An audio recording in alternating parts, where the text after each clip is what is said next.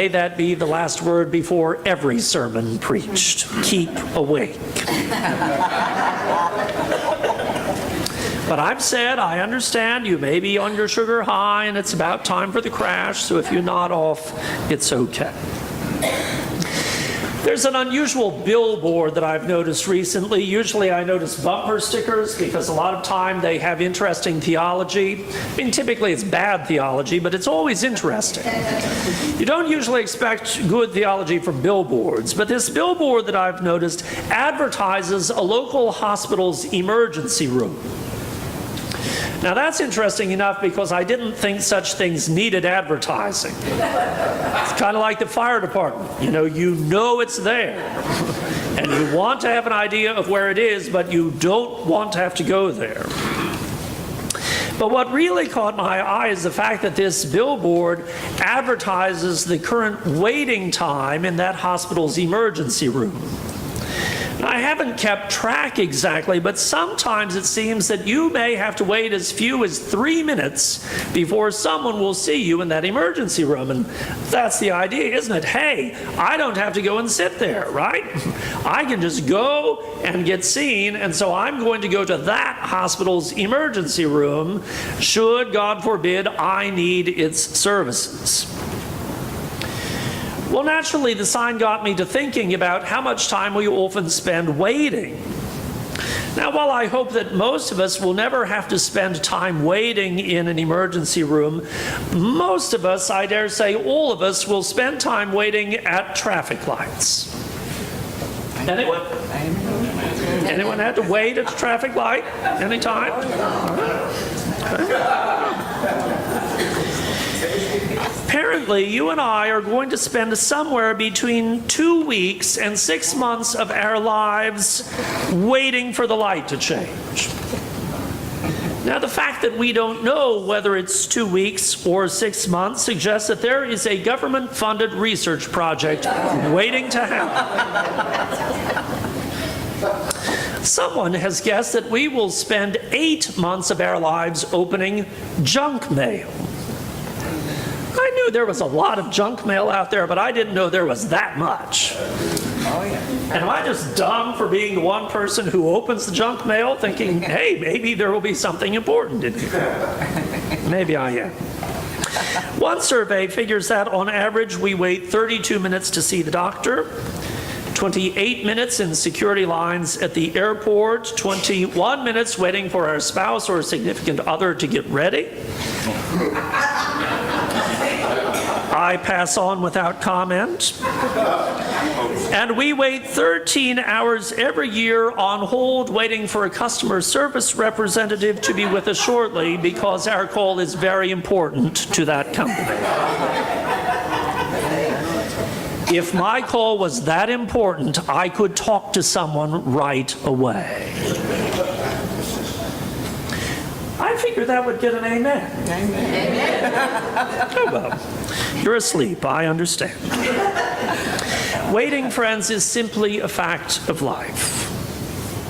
We wait in lines to buy groceries and to mail packages. We wait to be served at popular restaurants or at the bank.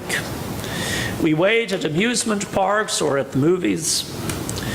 We must wait for flowers to grow and bloom.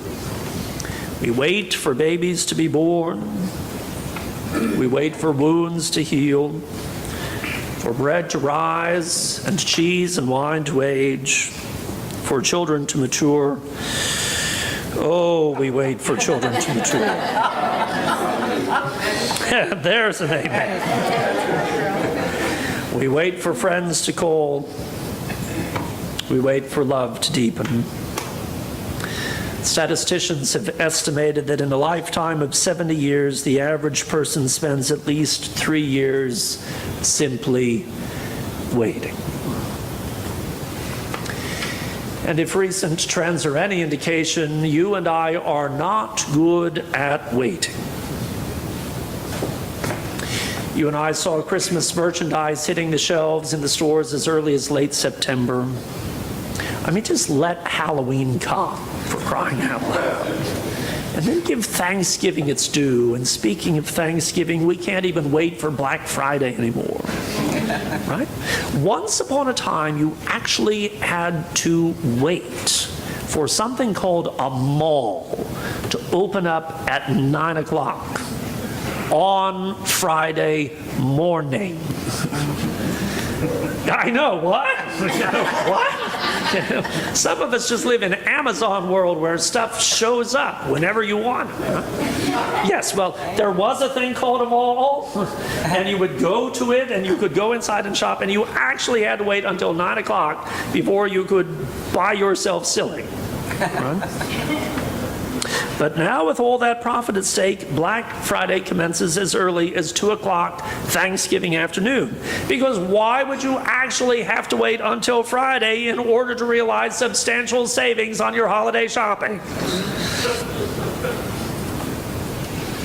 And then along comes Advent and offers us a gift. It's a gift that, like socks at Christmas, anybody get socks at Christmas? How about underwear? No, I don't want to know. Never mind. No show of hands, please. Like socks or underwear at Christmas, it's a gift that we need, but we don't particularly want. Because what Advent offers us is waiting room.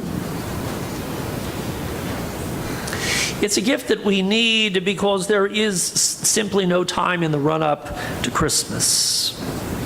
There are presents to purchase and parties to attend, to say nothing of the cooking and the cleaning and the wrapping and the decorating to be done.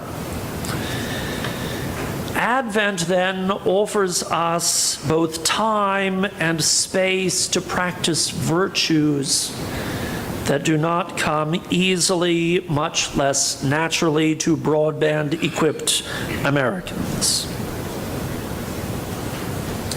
Advent opens the door, no earlier than it has to, mind you, to an entirely different dimension of time.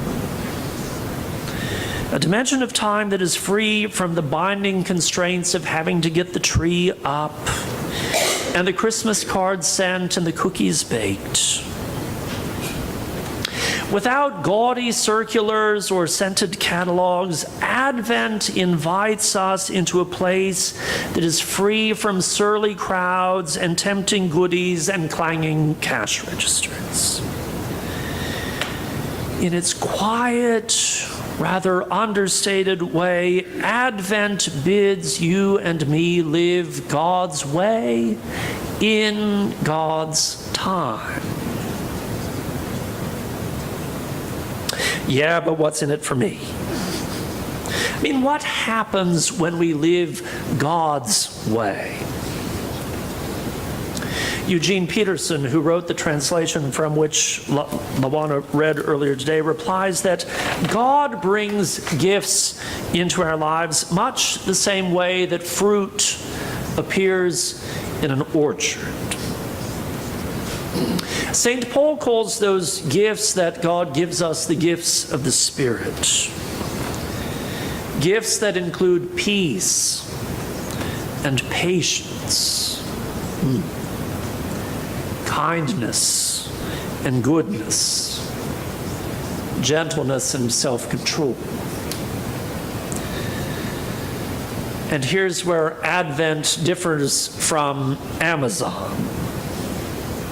The fruit born of living God's way does not materialize overnight, much less the same day, pre-packaged and left on your front porch. Virtues want time to take root and to grow. Virtues need tending. Virtues require practice. Advent, then, can be the orchard in which the fruits of patience and kindness and gentleness develop and ripen and mature. And Advent can be that orchard, that time of development and maturation, because Advent is a time of waiting. Unlike the waiting that you and I tend to do at the traffic light, the waiting of Advent is exquisitely unrushed.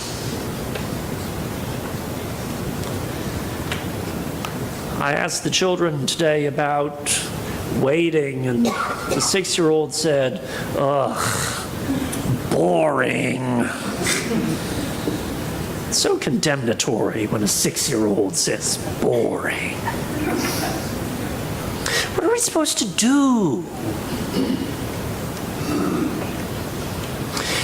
But Advent is exquisitely unrushed, rather like this sermon.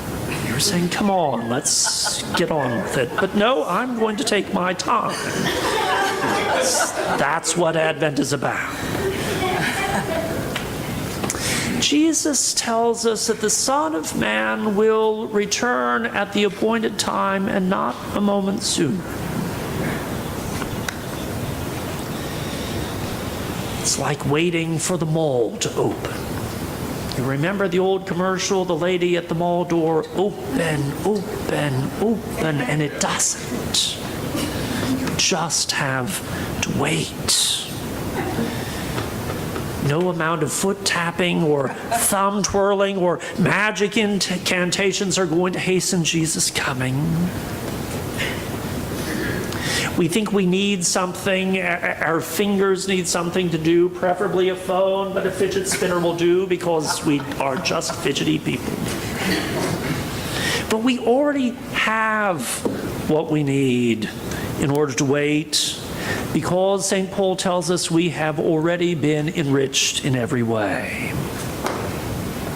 For friends, you and I have been enriched by grace.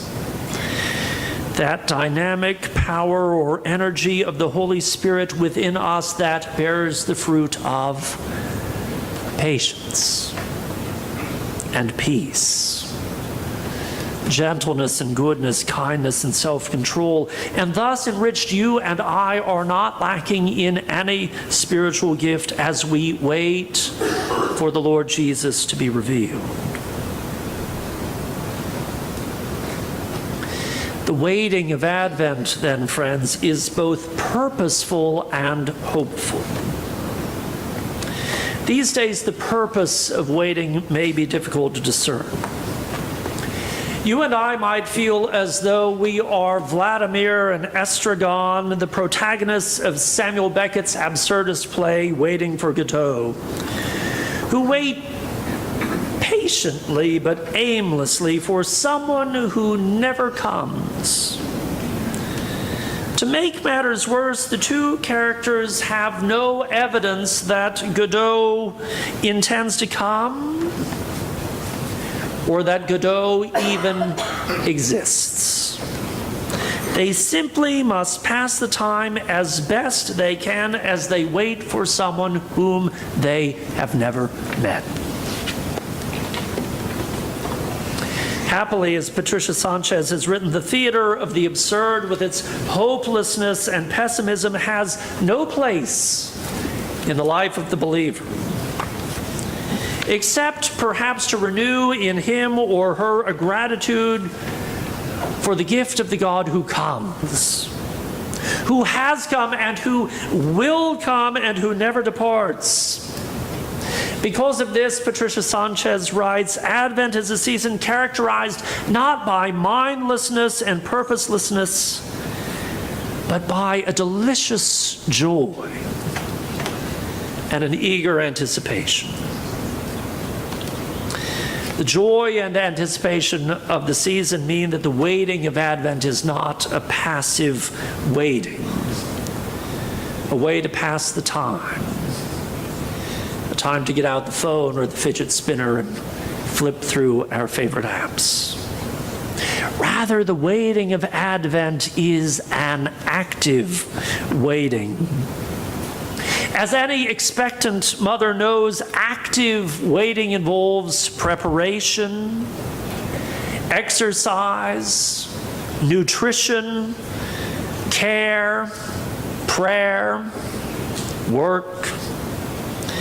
The same holds true for us as we await Christ's coming again in power and glory. You see, friends, we are between Advents.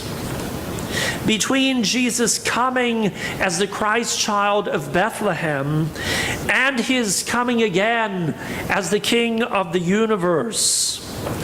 Because he has come once, and because he will come again, our waiting is filled with the expectant anticipation of the doorkeeper on the watch.